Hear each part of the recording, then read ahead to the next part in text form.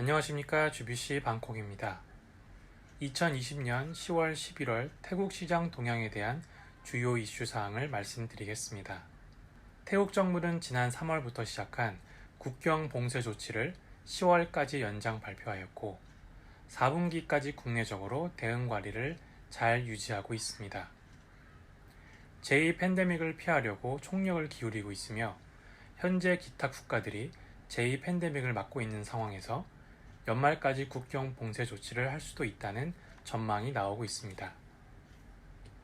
주요 사회 이슈로는 지난 4월 총선 이후 군사 정부의 집권이 유지되었고 젊은 지지층의 야당을 강제 해산시키며 불거진 시위가 10월 들어 현 태국 총리의 퇴진과 내각의 사임, 군주제 개혁, 헌법 개혁 등을 요구하는 시위가 계속되고 있습니다.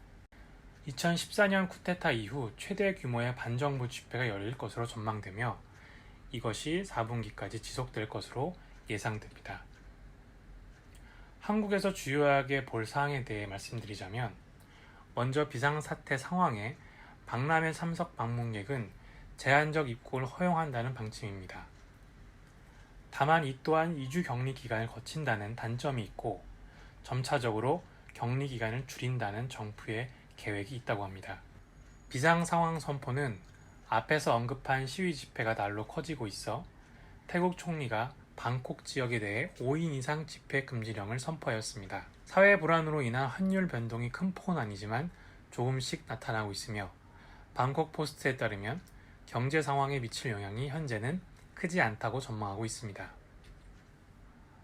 다음은 주요 경제 현황을 알아보겠습니다. 4분기에도 태국 민간 경제를 지탱하는 관광업의 악화가 계속되고 이에 따라 소비 감소로 물가 하락에도 영향을 끼치고 있습니다.